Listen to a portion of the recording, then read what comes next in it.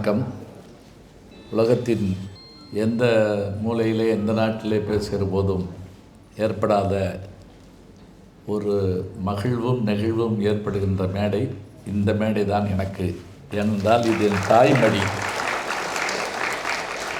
தாய்மடியிலே அமர்ந்து ஒரு குழந்தை எவ்வளோ மகிழ்வோடு இருக்குமோ அதுபோல் நான் வளர்ந்து நான் பயின்று நான் பணியாற்றி இப்போதும் தொடர்ந்து என்னை வரவேற்கின்ற இந்த இடத்துக்கு வருகிற போதெல்லாம் எனக்கு அத்தகைய மகிழ்ச்சி ஏற்படும். இந்த அற்புதமான அருள்ஞான சபையினுடைய 284வது கூட்டத்திலே பேசுவதற்கான வாய்ப்பினை கண்ணபெருமான் எனக்கு அருளியிருக்கிறார் என்று நான் கருதுகிறேன். நமது ஐயா கண்ணபெருமான் அவர்கள் அருளியிருக்கிறார் என்று சொன்னாலும் அதுவும் தகும். எனக்கு தெரிந்த வரையில் நான் 3வது முறையாக பேசுகிறேன் அருள்ஞான சபையிலே. அங்கே திருநகரிலே அம்மா அவர்கள் கலையன்னையார் அவர்கள் தொடங்கிய போது அந்த பள்ளி வளாகத்திலே அது திறந்த வெளி அரங்கத்தில் நடக்கும். அப்போது உய்ய ஒரே வழி உடையவர் திருவடி என்று நம்முடைய ராமானுஜருடைய அந்த வரலாற்றை பேசுகிற வாய்ப்பு எனக்கு கிடைத்தது. அதில் எனக்கு ஏற்பட்ட அனுபவம் என்னன்னு கேட்டிங்கன்னா, அந்த ராமானுஜரை நான் பேசினபோது கலையன்னையார் அவர்கள் மிக மகிழ்ந்தார்கள். அப்போ நான் இங்கே தான் பணியாற்றிகிட்டு இருக்கேன். பேசி முடிச்சு அப்புறம் அண்ணா நகரில் மீனாட்சி அப்பார்ட்மெண்ட்டில் குடியிருக்கிறேன். அன்றைக்கு இரவு வீட்டுக்கு போன பிறகு காலையில் ஒரு 5:30 மணிக்கு எங்கள் வீட்டு காலிங் பெல்ல ஒருத்தர் அடித்து யார் இந்நேரத்தில்னு நான் நினச்சேன்.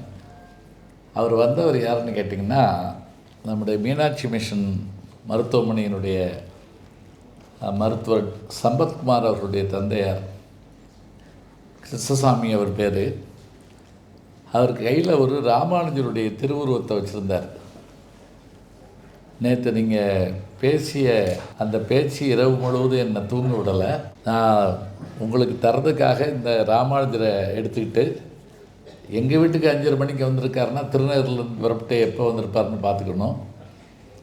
அப்போ 4:30க்கெல்லாம் கிளம்பிட்டார் போல் இருக்கு. எப்போ தூங்கினார் தெரில. அந்த ராமானுஜரை பார்த்து நான் அப்படியே நெகிழ்ந்து போனேன். இன்றைக்கி எங்கள் வீட்டினுடைய பூஜை அறையில் அந்த ராமானுஜர் இருக்கிறார் என்று சொன்னால் அருள்ஞான சபை அருளை பொழிகின்ற அருள்ஞான சபை தான். அதே போல் மற்றொரு முறை அங்கே தியாகராஜர் பொறியியல் கல்லூரி வளாகத்தில் பேசியிருக்கிறேன். மீண்டும் ஒரு முறை ஆன்லைனில் ஒரு முறை நடத்தினாங்க. அப்போ கொரோனா காலம் முடிந்து மக்கள் அப்போ தான் கூடுற நேரம். அப்போது அந்த ஆன்லைனில் பேசுகிற போது கிருஷ்ணன் தூதுகர் பேசுகிற வாய்ப்பு கிடைத்தது. இப்போ பேசுகிறப்ப மகாபாரதத்தில் பேச வேண்டும் என்று சொன்னவுடன் ஐயா எங்களுடைய ஆசிரியர் அவர் நிறைவாக சொன்னார், இவரும் என் மாணவர் அப்படின்னார். ரொம்ப பெருமையாக இருந்தது. அவரிடத்துல பணியாற்றிய பெருமையும் எனக்கு உண்டு. அவர் மேலாள் முதல்வரும் கூட கல்லூரியில். மகாபாரதத்தில் பேசுமாறு நம்முடைய செயலர் அவர்கள் உங்களிடத்தில் சொல்லியிருக்கிறான்னு சொன்ன உடனே நான் மகிழ்ந்து சரி எது பேசலான்னு கேட்ட உடனே நான் விராடபருவன்னு சொன்னேன். அப்போ அன்றைக்கி அவங்க வேடிக்கையாக கேட்டாங்க, இறையன்பவர்களுடைய நூல் வெளியீட்டுக்கு நீங்கள் வந்திருப்பீங்க. அப்போ தான் அது மழை பெய்யலைன்னு தானே பேசுவாங்க. இப்போ தான் எங்கே பார்த்தாலும் மழை பிரமாதப்படுத்திக்கிட்டு இருக்கே அப்படின்னு சொன்னாங்க. இது அடுத்த ஆண்டு மழைக்காக நம்ம வச்சுக்கிடலாம். ஏன்னா பெருமழை பெஞ்சால் என்னாகும்னு நமக்கு தெரியும். சென்னையிலையும் திருநெல்வேலியிலையும் பார்த்தோம். அப்போ கூட ஒரு நகைச்சுவை போட்டிருந்தாங்க. கழுத்தளவு தண்ணியில் நின்று ஒருத்தன் சொல்கிறான், இந்த பிளாட் வாங்குறப்ப 10 அடியில் தண்ணின்னு சொன்னான், மேலையா கீழையான்னு சொல்லாமல் விட்டான். ரொம்ப நல்லா இருந்தது பொருத்தமாக. இது மார்கழி மாதமும் கூட நமக்கு தெரியும். ஆண்டாள் கூட அதை சொல்வா.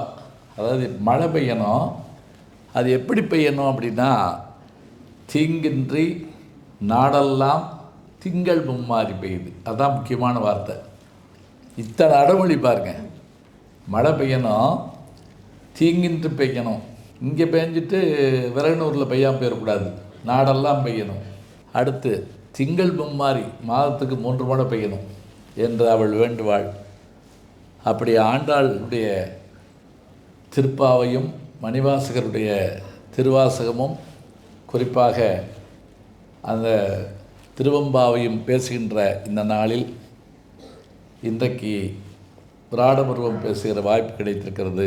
இந்த வாய்ப்பினை தந்த கல்லூரி செயலர் ஐயா அவர்களுக்கு என்னுடைய அன்பு வணக்கத்தை மகிழ்வோடு தெரிவித்து, இங்கே நம்மையெல்லாம் வரவேற்ற முதல்வர் ஐயா அவர்கள், பாண்டியராஜன் அவர்களுக்கு என்னுடைய அன்பு பாராட்டை சொல்லி, வருகை தந்திருக்கிற பெருமக்கள், இது உண்மையிலேயே அரங்கம் நிறைந்த காட்சியாக இருக்குது, ரொம்ப மகிழ்ச்சியாக இருக்குது.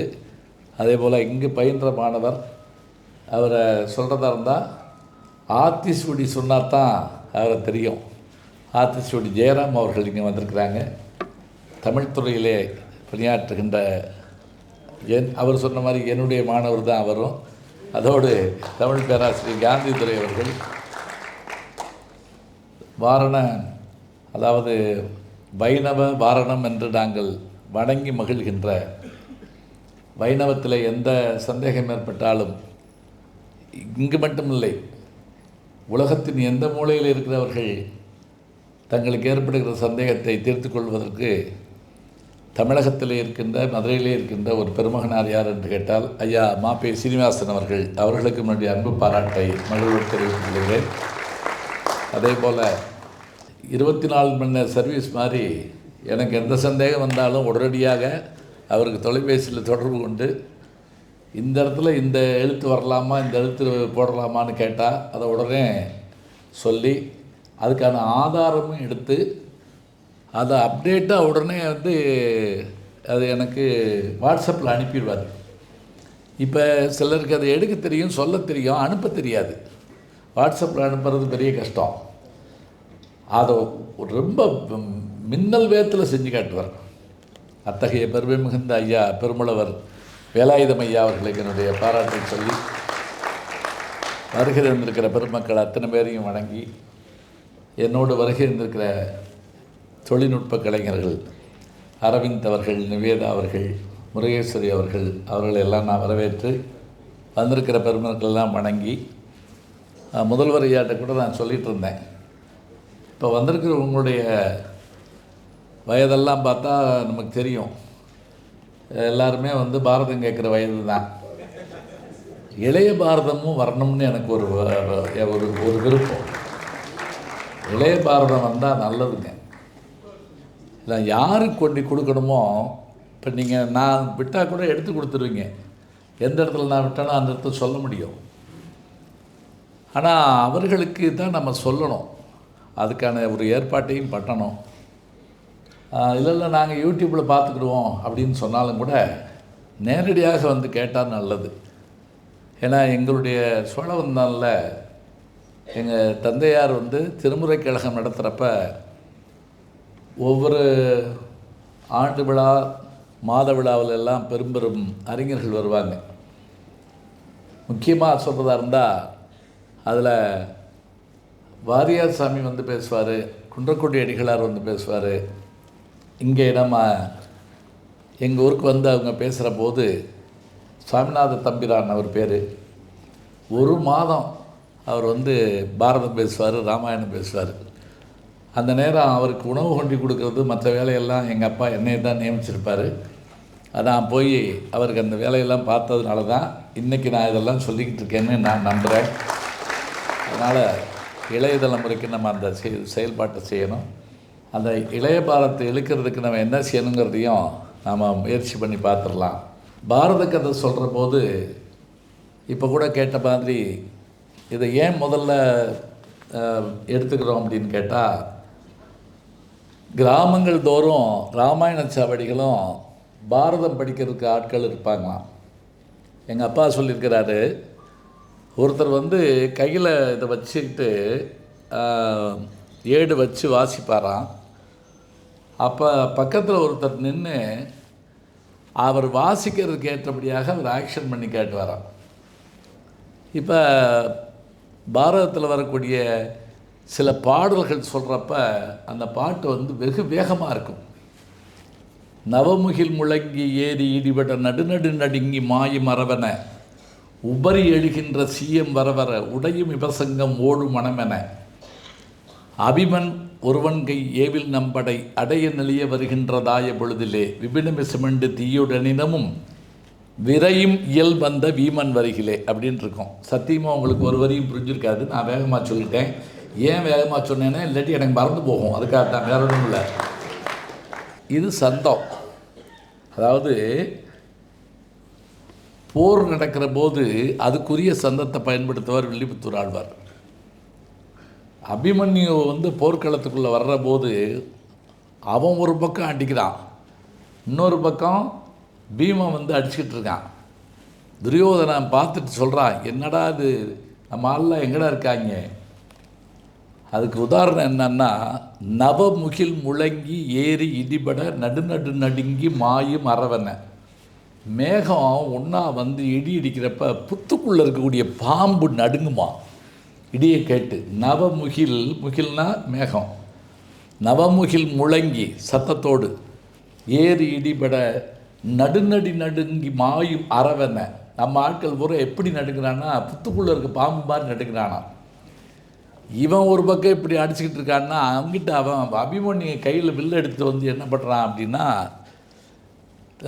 காஞ்சு போன மரத்தில் காட்டில் தீ பிடிச்சா அது எப்படி எரியுமோ அது மாதிரி அந்த பக்கம் அவன் அடிச்சுக்கிட்டு இருக்கான். நம்ம ஆளுகள்லாம் எங்கடா போனீங்க அப்படின்னு கத்துற மாதிரி. இந்த சந்தத்துக்கு இதை வாசிக்கிற போது ஒருத்தர் இதை செஞ்சு காட்ட வர்றாங்க. அப்படியே சுளுந்து பிடிச்சி நிற்பாங்களா ஒருத்தர். சுளுந்துன்னா என்னென்னா தீப்பந்தம். அதை வந்து இப்படி எண்ணெய் விட்டுக்கிட்டே இருப்பாங்க. அது அந்த வெளிச்சத்தில் இந்த காட்சியை நினச்சி பாருங்களேன். கிராமம், நல்ல இரவு நேரம், பீமன் வந்து நிற்கிற மாதிரி நின்று அதை ஒருத்தர் செஞ்சு காட்டுறப்போ இப்படி இருக்கும். இப்படித்தான் மக்கள் மனதில் பதிய வைத்தார்கள். இதை கூட சாமிநாதையர் சொல்வார். அவங்க சில நேரங்களில் தப்பாக என்னத்தையாவது விட்டுருவாங்க, ஆனாலும் மக்கள் கேட்டுக்கிட்டு இருப்பாங்க. அதாவது இதே விராட பருவம் நடக்கிறப்ப டிங்கினானேன்னு ஒரு வார்த்தையை எழுதியிருப்பார். டிங்கினானே அந்த கட்டுரை பேரே என்னன்னு கேட்டால் டிங்கினானேன்னு சொல்லுவாங்களாம். பீமசேனன் மரத்தை பிடுங்கினானேன்னு இருக்குமா. மரத்தை டிங்கினானேன்னு கேட்டு அதை அப்படியே கேட்டுட்டு போயிடுவாங்களாம். அதனால் அப்படி தப்பாக சொல்லிடக்கூடாதுங்கிறதுக்காக அவர் எழுதுவார். இப்படியான பாரத கதைகளை படித்து கேட்டு பார்த்து ரசித்து படமாக வந்து இத்தனை தடவை படம் வந்தாலும் பார்க்கலாம். இன்றைக்கும் அந்த கதைகள் பேசப்படுது, சொல்லப்படுறதை நம்ம பார்க்குறோம். வடமொழியில் வியாசர் எழுதி தமிழில் பல பேருக்கு இதை கையாண்டுருக்கார்கள். ராமாயணம் வந்து அப்படி இல்லை. அது கம்பன் கைக்கிட்ட போன பிறகு யாரும் கிட்ட போக பயந்துட்டாங்க. அப்புறம் ராமநாடக கீர்த்தனையெல்லாம் வந்தது, இசை வடிவம் அதெல்லாம். ஆனால் இது வந்து என்ன அப்படின்னா, பாரதம் பாடிய பெருந்தேவனார்னு ஒருத்தரை பற்றி நம்ம கேள்விப்படுறோம். நல்லாப்பிள்ளை பாரதம்னு ஒருத்தர் பின்னாடி பிற்காலத்தில் வில்லிபுத்தூராருக்கு பிறகு பார்க்குறோம். அப்புறம் வில்லிபுத்தூரார் பாரதம் தான் இருக்கிறதுலேயே ரொம்ப மிக அருமையானது, 3000 பாடல்களை உடையது. அதுக்கு மேலே என்னன்னு கேட்டிங்கன்னா, பாரதி கையில் எடுத்தது பாரதத்தை தான், பாஞ்சாலி சபதம். அது ஒரு நாளைக்கு பேசினா ரொம்ப கேட்டால் அருமையாக இருக்கும். பாஞ்சாலி சபதத்தை ஏன் பாடினாருங்கிறதையும் நம்ம சொல்லணும். ஒரு பகுதி மட்டும் எடுத்துக்கிட்டார். இப்போ பாரதத்தை வரிசைப்படுத்தி பார்த்தோம்னா இப்படி எல்லாரும் பேசியிருக்கிறாங்க. இந்த பகுதியை எடுத்துக்கிற காரணம் என்ன அப்படின்னு பார்த்திங்கன்னா, இப்போ ரொம்ப மன கஷ்டமாகவோ சோர்வாகவோ இருந்தால் என்ன சொல்லுவாங்கன்னா, ராமாயணத்தில் சுந்தரகாண்டம் படிங்க அப்படிம்பாங்க. சுந்தரகாண்டம் வந்து எதுக்குன்னா, சீதையினுடைய துயரம் போனது அப்போத்தான். அந்த சுந்தரகாண்டத்தில் அழகு சொல்லப்படுறதுக்கு நமக்கு தெரியும்.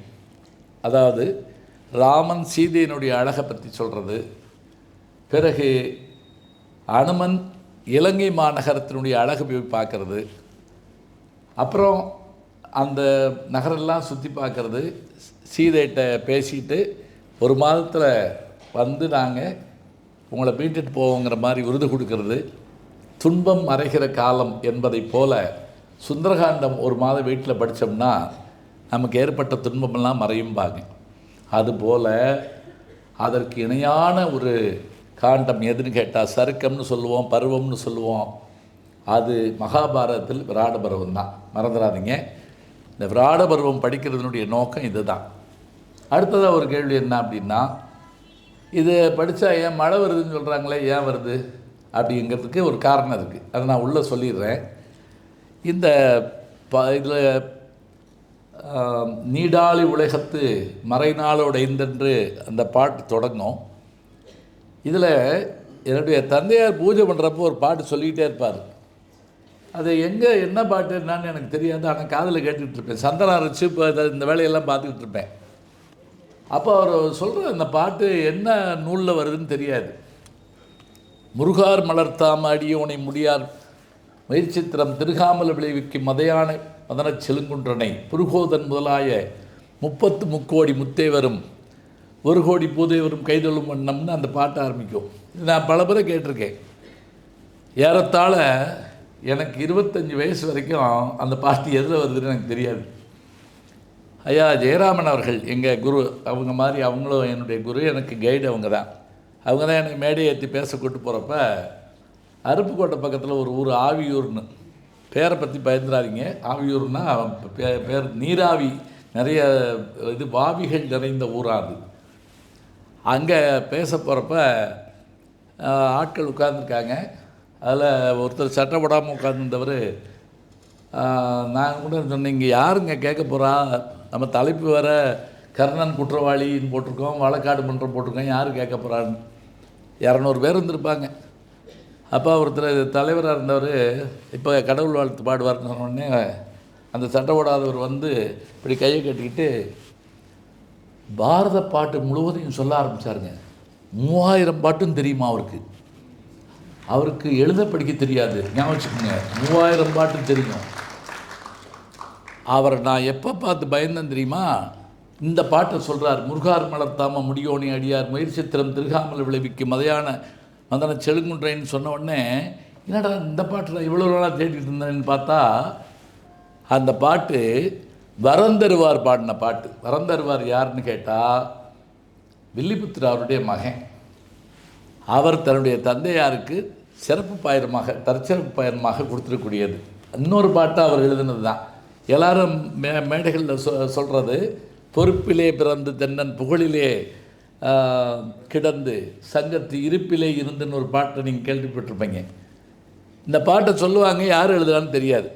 வரந்தருவார் எழுதின பாட்டு இந்த பாட்டு.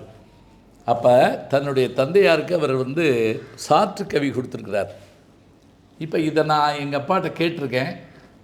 அதை கேட்ட உடனே எனக்கு அப்படியே ஆச்சரியத்தில் நெகிழ்ந்து போனேன். யார் இடத்துல என்ன திறமை இருக்குதுன்னு நம்மளால் கண்டுபிடிக்க முடியலையே. எந்த பூவில் எவ்வளவு தேன் இருக்கும் என்பது தேனிக்குத்தான் தெரியும்பாங்க. அது மாதிரி எல்லாத்தையும் ஞானம் இருக்குது, அவங்க வெளிப்படுத்த மாட்டேங்கிறாங்க. அதுதான் முக்கியம். இந்த காலத்தில் என்னான்னு கேட்டிங்கன்னா, எடுத்த உடனே எல்லாத்தையுமே செல்ஃபி எடுத்து உடனே போட்டு அதை உலகம் பூரா பார்க்க வச்சிடுறாங்க. அது அப்போ அப்படிலாம் இல்லை. அப்போ வந்து என்ன அப்படின்னா, குடத்தில் இட்ட விளக்கு போலவே அவங்க இருந்திருக்கிறாங்க. சரி, இப்போ நான் இந்த முன்னோர்களெல்லாம் சொல்லி முடிச்சிட்டேன். பாரதம் பாடுகிற போது, பாரதத்தை சொல்கிற போது, கேட்குற போது அதில் வரக்கூடிய பாத்திரங்கள் நம்மளை நெகிழ வைக்கும். குறிப்பாக பாண்டவர்கள் 5, கௌரவர்கள் 100 பேர். வாரியார் சாமி சொல்லுவார், அன்னைக்கே 100க்கு 5 பேர் தான் நல்லவர் இருந்திருக்கான் அப்படிம்பார். அன்னைக்கே 100க்கு 5 பேர் தான் நல்லவர் இருந்திருக்கான். அதில் கூட குன்றக்குடி அடிகளார் பெரியவர் சொல்கிறப்ப, பழைய சங்க இலக்கிய பாட்டில் ஏன் உங்கள் தலைமுடி நரைக்காமல் இருக்குதுன்னு கேட்டப்ப அவர் வருஷப்படுத்தி சொல்கிறார், என்னுடைய மனைவி நல்லவள், மகன் நல்லவன், வேலைக்காரர்கள் நல்லவர்கள், என்னுடைய அரசன் நல்லவன், எல்லாத்துக்கும் மேலே சான்றோர் பலர் யாம் வாழும் ஊரே அப்படின்னு முடிப்பார். யாண்டு பலவாக நரையிலராகுதல் யாங்கு ஆகிதீர் என வினவுவீராயின். ஒன்றும் இல்லை, தலை நரைக்காமல் இருக்கே ஏன்னு கேட்டால், இப்போ நம்ம உடனே நான் யூஸ் பண்ணுற டை நீங்கள் வேணால் யூஸ் பண்ணுங்க அப்படின்னு உடனே சொல்லிடுவோம். ஆனால் அப்போ அப்படி சொல்ல முடியாது. அவர் சொல்கிறாரு, எனக்கு கவலையே கிடையாது, என்னுடைய மனைவி அப்படிப்பட்ட அன்புள்ளவள், என் பிள்ளைகள் சொன்னபடி கேட்குறவங்க, அது என்னுடைய வேந்தனும் அல்லவை செய்யான் காக்கும். பாருங்கள் என்ன வார்த்தைன்னு சொல்லிவிட்டு, சான்றோர் பலர் யான் வாழும் ஊரே. எங்கள் ஊரில் நிறைய நல்லவங்க இருக்காங்க, அதனால் எனக்கு கவலை இல்லை, தலை நிறைக்காது. அதே இது பின்னாடி வந்து பார்த்திங்கன்னா, நல்லார் ஒருவர் உளரேல் அவர் பொருட்டு எல்லாருக்கும் பெய்யும் மழை. எங்கள் ஊரில் பலர் இருக்காங்கன்னு ஒரு ஸ்டேட்மெண்ட்டு, ஒரு ஆள் நல்லாள் இருந்தால் கூட போதும்யா, மழை பெய்யும்யா அப்படின்னு சொல்கிறதும் ஒரு பாட்டு. அந்த பாட்டு கேட்டிருப்பீங்க. நெல்லுக்கு இறைத்தனியில் வாய்க்கால் வெளியோடி புல்லுக்கு மாங்கே பொசிமாம் தொல்லுலகில் நல்லார் ஒருவர் உளரேல் அவர் பொருட்டு எல்லாருக்கும் பெய்யும் மழை. இப்போ நீங்கள் இந்த 2வது வரியை சொல்லிவிட்டு போயிட்டோம்னாலோ, வரியை சொல்லிட்டு போயிட்டோம்னாலோ மறந்து போயிடும். அதே எங்கள் அப்பா சொல்லுவார், எந்த பாட்டு சொன்னாலும் முழுசாக சொல்லு. ஏன்னா பெரும் செல்வந்தர்களுக்கு சொத்து இருக்கிற மறந்து போயிருமா, நாள் பட. அது மாதிரி படித்ததை அடிக்கடி சொல்லலைன்னா பாட்டு மறந்து போகுமா. பாட்டா சுஜாதா எழுதுவார், 60-70 வயசுக்கு மேலே ஞாபகம் வருது. எப்படிப்பட்ட ஞாபகம் வருது தெரியுமா? சுவிட்சை போட்டுட்டு ரூம்குள்ளே போவோமா, ஏன் போட்டோம்னு மறந்துட்டு திருப்பி வந்துடுவோமா, என்ன எடுக்க போனோம்னு மறந்து போயிடுமா. அதே மாதிரி முதுமையினுடைய பெரிய கொடுமை என்னென்னா, அவரே சொல்லுவார், அவர் வாக்கிங் போவார், சுஜாதா எழுத்தாளர். அப்போது ஒரு பெரியவர் டக்குன்னு பாட்டு, நீங்கள் எழுத்தாளர் சுஜாதா தானே? ஆமாம். பார்த்தீங்களா, 85 வயசு, நான் மிலிட்ரியில் இருந்தவன். எப்படி ஆக்கணும், அரை மணி நேரம் அவரை போட்டு கொன்று எல்லாத்தையும் அவர் கேட்டு தெரியும் அப்படின்னு இருக்கார். எப்படி தெரியும் அப்படின்னு இருக்காரு அவர். நேற்று இதே இடத்துல இதே செய்தி என்கிட்ட தான் சொன்னீங்க, நான் கேட்டுட்டு பேசாமல் போனேன். இதுதான் இதெல்லாம் கேட்டுட்டு பேசாமல் உட்காந்துருக்கணும். முதுமையில் ரொம்ப கொஞ்சம் பேசாமல் இருந்தால் நல்லதுங்கிற மாதிரி ஆகி போயிடும். சரி, அப்போ 100க்கு 5 பேர் தான் நல்லவர்கள் இருந்தார்கள் நான் சொன்னது வாரியார் சாமி சொன்னது. இப்போ கதையெல்லாம் நமக்கு தெரியும். இது எத்தனை இதுகளை கொண்டது அப்படின்னு பார்த்திங்கன்னா, பாரதத்தை பொறுத்த மட்டும் தனித்தனியாக பிரித்து வச்சுருப்பாங்க. அதாவது ஆதி பருவம், சபா பருவம், ஆரணிய பருவம், விராட பருவம், உத்தியோக பருவம், அப்புறம் பூரா யுத்தம்தான். பீஷ்ம பருவம், துரோண பருவம், கர்ண பருவம், சௌத்ய பருவம்னு சொல்லிட்டு 10 பருவங்களை கொண்டது. சருக்கங்கள் தனியாக வரும். இதில் விராட பருவம் 4வது பகுதியில் வருது. முன்கதை சுருக்கமாக சொல்கிறதா இருந்தால், கௌரவர்கள், பாண்டவர்கள் இவர்களுக்குள்ள அந்த நாடு தொடர்பான பிரச்சனை ஏற்படுது. அவர்களுக்கு உதவாத காட்டுப்பகுதியை பிரித்து கொடுத்துட்றாங்க. அந்த காட்டுப்பகுதியை நல்லா ஆக்கி நாடாக்கி அஸ்வமேத யாகம் செய்து பெரும் செல்வத்தை சேர்த்து வெற்றி பெற்று அங்கே போய் அந்த முடிசூடி கொள்கிறப்ப போன கௌரவர்கள் அந்த செல்வத்தை பார்த்து வேகப்பட்டு அதை பூரா பெறணும்னு நினச்சி சகுனியின் மூலமாக சூதாடி அவளையும் கவர்ந்து கொண்டு அவங்கள மானபங்கம் செய்து பாஞ்சாலியை கொண்டு வந்து துயிலுறிஞ்சு காட்டுக்கு போக வச்சு போகிறப்ப ஒரு சபதம் எப்படி போட்டு போகிறாங்க, ஆளாளுக்கு சபதம் போட்டு போகிறாங்க. 12 ஆண்டு காலம் காட்டில் இருக்கணும், ஒரு ஆண்டு காலம் கறந்து வாழ வேண்டும், மறைந்து வாழ வேண்டும். இதோடு விட்டால் பரவாயில்லைங்க. இந்த ஒரு ஆண்டுக்குள்ளே இவங்களை கண்டுபிடிச்சிட்டா திருப்பி 12 வருஷம் போகணும். என்னமோ இன்றைக்கி தான் நம்ம சொல்கிறோம் அரசியல்வாதிகள் கொடுமை, அன்னைக்கே யோசிச்சுருக்காங்க. நீங்கள் பாரத மாத்திரம் வச்சுக்கிட்டு பேசுனீங்கன்னா அவ்வளோ அருமையாக இருக்கும். எந்த விஷயத்தை சொன்னாலும் அப்படி ஒரு ஆள் அன்றைக்கி இருந்திருக்கான்னு கண்டுபிடிக்கலாம். இப்போ நம்ம சொல்கிறோம்ல, பாண்டவர்கள் காட்டில் இருக்கப்போ ஒரு நான் துரியோதனன் என்ன பண்ணான்னா, மாமா அவங்க சாப்பிடாமல் இருப்பாங்களோ? ஆமாம். ஏன் நம்ம சாப்பாடு போடணுமா? இல்லை. அப்போ போய் நம்ம அவன் முன்னாடி நல்லா சமைச்சு சாப்பிட்ணும். இந்த உண்ணாவிரதம் இருக்கவங்கிட்ட போய் விரதம் இருப்பாங்கள நம்ம ஊரில், இது என்னமோ புதுசுன்னு நினைக்கிறீங்க. அவன் செஞ்சுருக்கான். துரியோதனன் கோஷ்டி போய் அவங்க அங்கிட்டு கிழங்கு கடிகளை சாப்பிட்றப்ப கம்மன்னு சமையலை பண்ணி சாப்பிட்ருக்காங்க. அப்புறம் அடி வாங்கிட்டு வந்தாங்க, அது வேறு விஷயம். இது நடந்திருக்கு. இன்றைக்கி நம்ம விரதம் எதிரே உண்ணாவிரதம் பார்த்துருக்கோம்ல, இதெல்லாம் இருந்திருக்கப்ப இவங்க மறைஞ்சு வாழணும். இதுதான் இதுக்கு முன்னாடி ஒரு பகுதி இருக்குங்க, நச்சுப்பொய்கை சருக்கம் இருக்குது. இந்த விராட பருவம் தொடங்குறதுக்கு முதல்ல அது முடிஞ்ச பிறகு தான் அந்த பகுதி ஆரம்பிக்குது. இந்த நச்சுப்பொய்கை சருக்கமும் கட்டாயமாக நீங்கள் படிக்கணும். பிள்ளைகளுக்கு தயவு செஞ்சு அதை படித்து அடிச்சு சொல்லி தர சொல்லணும். உலகத்திலே சிறந்த கேள்வி பதிலில் ஒன்று அதுதான். அதுலேயும் ராஜாஜி அவர்கள் எழுதுகிற போது அவ்வளோ அற்புதமாக எழுதியிருப்பார்.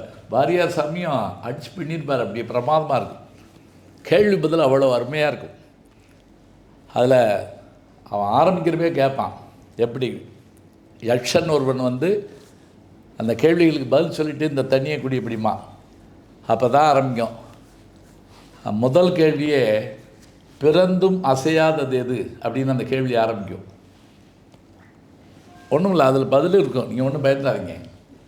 முட்டை பிறந்தும் அசையாமல் இருக்கிறது. ஏன்னா அசைஞ்சாத்தான் உயிர் இருக்குன்னு சொல்லுவோம். அப்படியே வரிசையாக கேள்வி போகும். தனியே போகிறவனுக்கு துணை எது? வித்தை, அவன் படித்த கல்வி. உலகத்திலேயே மிக வேகமானது அது மனம். நினச்ச நேரத்தில் வீடுக்கு போயிட்டு வரும். சில பேர் பூட்டெல்லாம் ஆட்டி பார்த்து வருவாங்க. அவ்வளோ வேகமாக போகும் மனசு. போட்ட செருப்பு எங்கே இருக்குது, அங்கே போட்டோமா, இங்கே போட்டோமா, இங்கே போட்டோமான்னு தெரியல. அப்படியே அழப்பாஞ்சிக்கிட்டே இருக்கும். சில பேர் இங்கே உட்காந்துருக்க மாதிரியே தான் இருப்பீங்க. அமெரிக்காலாம் போயிட்டு வருவீங்க. 8 மணிக்கு ஃபோன் பண்ணுறேன் நான், என்ன காணுமே, இவர் முடிக்க மாட்டேங்குது. இப்படி யோசிக்கக்கூடாது. இது யோசிக்கிற நேரம். அதெல்லாம் சொல்லி முடிச்சுட்டு பிறகு அந்த மயங்கி கிடந்த தம்பிமாரில் ஒருத்தர் எழுப்பிட்டு அந்த வேண்டிய இதுகளெல்லாம், அந்த யக்ஷன் யாருன்னு கேட்டால் யமதர்மன், தர்மனுடைய தந்தை. உங்களுக்கு எல்லாம் வேண்டியதெல்லாம் கிடைக்கும். 12 ஆண்டு முடிந்தது, நீங்கள் மறைந்து வேண்டிய வாழ வேண்டிய காலம் வந்துருச்சு, போயிட்டு வாங்கன்னு சொல்லிட்டு அவர் போகிறார். இப்போ இவங்க உட்காந்து யோசிக்கிறாங்க. அவங்களோடு இருந்த முனிவர்கள் மற்றவர்கள் எல்லாருக்கும் விடை கொடுக்குறாங்க. போயிட்டு வாங்க, நீங்கள் இவ்வளோ நாள் எங்களோடு இருந்தீங்க, நல்லாயிருக்கு, இப்போ நாங்கள் மறைந்து வாழ போகிறோம். மறைந்து வாழ்கிறதுனா ஒழிஞ்சிக்கிறதுலாம் கிடையாதுங்க. கண்டுபிடிச்சா திரும்ப போய் 12 வருஷம் இருக்கணும். இப்போ எப்படி வர்றது? மாறு வேஷம் போட்டுக்கிற முடியுமா? இப்போ மாறு வேஷம் போட்டுக்காருன்னு கண்டுபிடிச்சிடும், ஈஸியாக இருக்கும். அதுலேயும் இப்போ பழைய படங்கள்லாம் ஒரு சின்ன ஒரு இந்த மச்சந்தான் வச்சுருப்பாங்க, யாருக்கும் தெரியாது.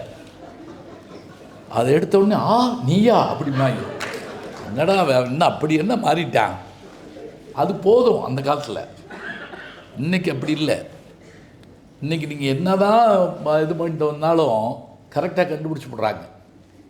என்னென்னமோ செஞ்சு பார்த்தாலும் சரி கண்டுபிடிச்சிட்றாங்க.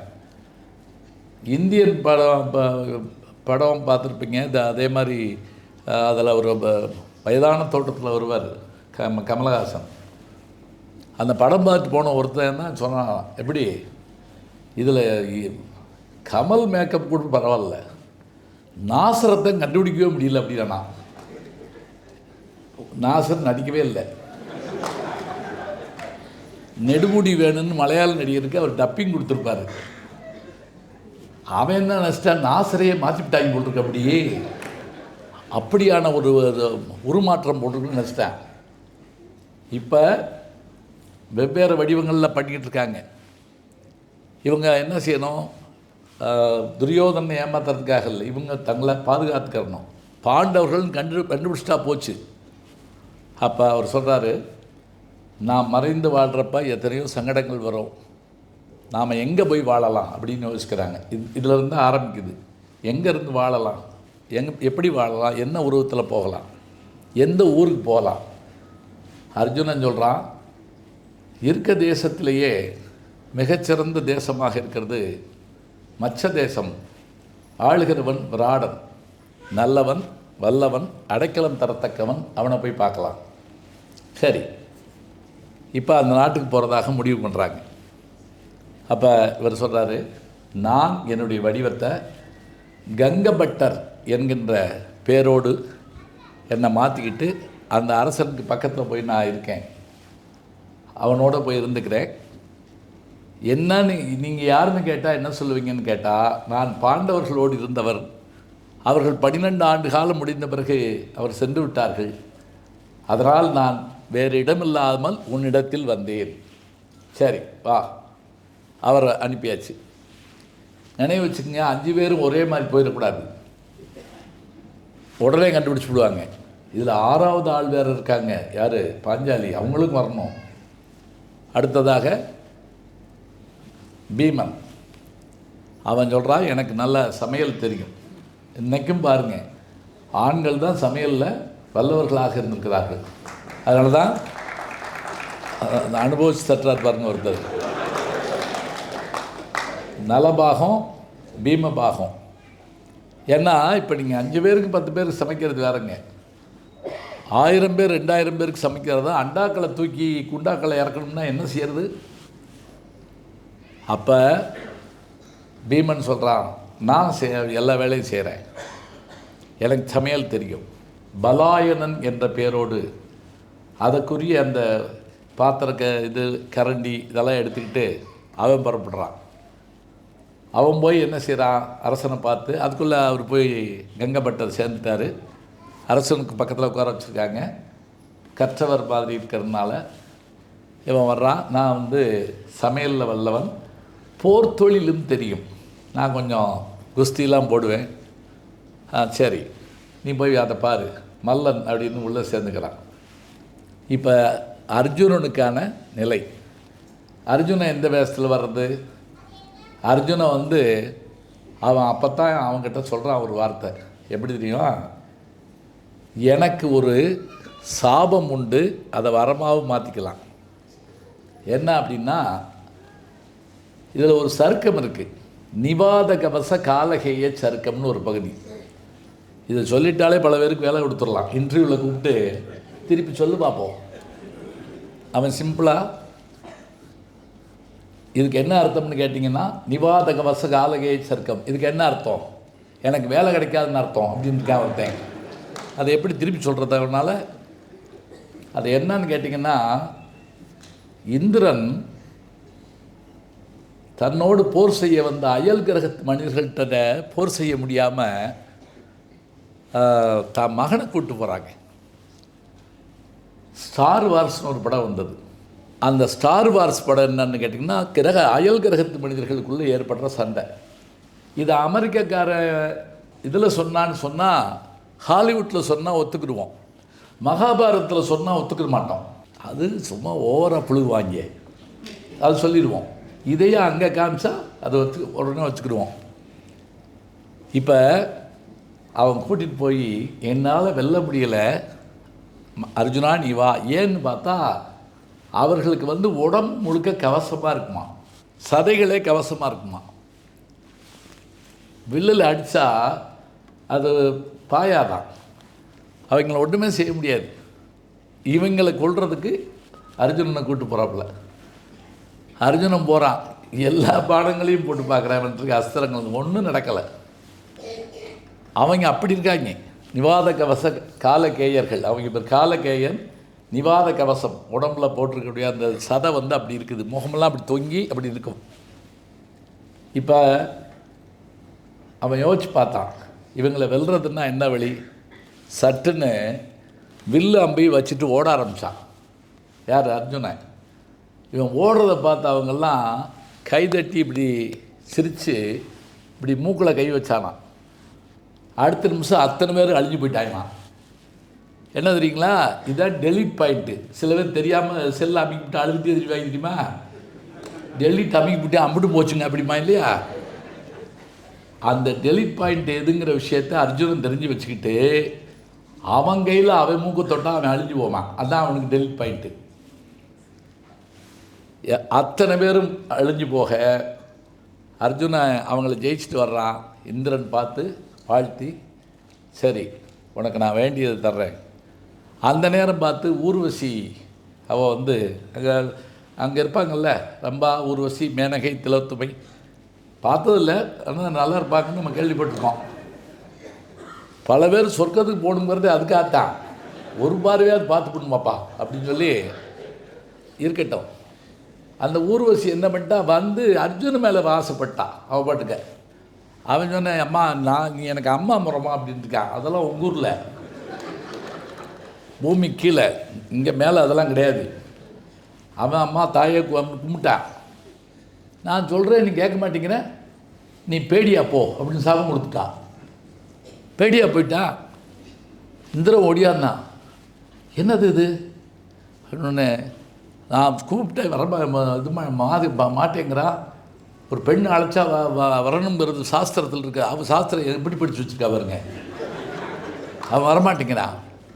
சரி நீ கோவப்படாத Urvashi, take it easy Urvashi அப்படின்னு சொல்லி யார் இந்திரன் சொல்லிவிட்டு, அவன் நமக்காக உதவி செய்ய வந்தவன், நம்மளை காப்பாற்றினவன் என் பையன், இது என்ன செய்கிறது, சாபம் கொடுத்தாச்சு. சரி அதை நீ என்ன பண்ணு, வேணுங்கிறப்ப அதை எடுத்துக்கலாம். இது நீ எப்போ வேணும்னு நினைக்கிறியோ அப்போ உனக்கு இந்த உருவம் வரும். நீ பேடியாக மாறலாம், வேணாம்னா விட்டுறலாம். அப்படியான ஒரு சாபமும் வரமும் எனக்கு உண்டு. அதன்படி நான் பேடியாக மாறிக்கொள்ளுகிறேன். பிருகுநிலை அப்படிங்கிற பேடியாக நான் மாறிக்கிறேன். பெண்ணாகவே மாறிடுறான், வேஷம் போடலை, பெண்ணாகவே மாறிடுறான். 3 ஆச்சு. அடுத்து நகுல சகாதேவர்கள். ஒருத்தர் சொன்னால், நகுலன் சொன்னால், நான் என்ன செய்கிறேன், பசுக்களை பார்த்து கொள்ளக்கூடியவனாக இருக்கிறேன். தாமக்கரந்திங்கிற பேரில், தந்தரி பாலன்கிற பேர்லையும் தாமக்கரந்திங்கிற பேர்லையும் நகுல சகாதேவர்கள் பசுக்களையும் குதிரைகளையும் பார்க்கறதுக்காக அவங்க போகிறாங்க. அது அதற்குரிய வேடத்தோட. பாக்கி இருக்கக்கூடியவ ஒரே ஒருத்தி தான், பாஞ்சாலி. அவள் என்ன செய்யறது, அவள் என்ன பண்ணா, தன்னை விரதசாரிணிங்கிற பேரோட உப்பனை பெண்ணாக, நல்லா நினைவு வச்சுக்கோங்க, உலகத்திலேயே முதல் மேக்கப் உமன் அவள் தான். முதல் ஒப்பனை பெண் அவள் தான். இருந்திருக்காங்களா? இருந்திருக்காங்க. பெருங்கதைங்கிற நூலில் நீங்கள் பார்த்தீங்கன்னா தெரியும், அந்த மன்னனுடைய மனைவிக்கு ஒரு ஒப்பனை பெண் ஒருத்தி வருவாள். அவள் ஒப்பனை பண்ணி விட்டதோடு விடமாட்டாள். ஒவ்வொரு நாளும் அவனுக்கு பொட்டு வைக்கிறப்ப, இந்த பொட்டு இப்போ பொட்டு கிடையாதுல்ல, ஒட்டு தானே. அப்போல்லாம் பொட்டு, அது நெத்தியை தவிர எல்லா இடத்துலையும் இருக்கும். பார்த்துருக்கீங்களா? செவரு அது இது, அதில் சில சமயம் பஸ்ஸில் இருந்து முதுகில் ஒட்டிகிட்டு போய் வீட்டில் ஏதாவது கலவரத்தெல்லாம் உண்டாக்கி விட்டுரும். அவள் என்ன பண்ணுவாளாம், ஒவ்வொரு நாளும் இப்படி ஏதாவது அந்த நெத்தியில் வரைவாளாம். அப்படி வரைகிறது பாலி மொழியில் ஒரு எழுத்தை வரைஞ்சி விட்டுருவாளாம். அந்த பாலி மொழி அறிந்து அவள் என்ன பண்ணுவாளாம், அந்த அரசி அதை கொண்டு போய் புருஷன்கிட்ட காட்டுவாளாம். அந்த புதுசாக ஒரு ஒப்பனை பெண் வந்திருக்கா பாருங்க, எவ்வளோ அழகாக என்னை ஒப்பனை பண்ணியிருக்கா, இந்த பார்த்திங்களா, அது நெத்திக்கு நடுவில் என்ன அழகான்னு. அவன் ஒத்து பார்த்துருக்கான், அவனுக்கு பாலி மொழி தெரியும்.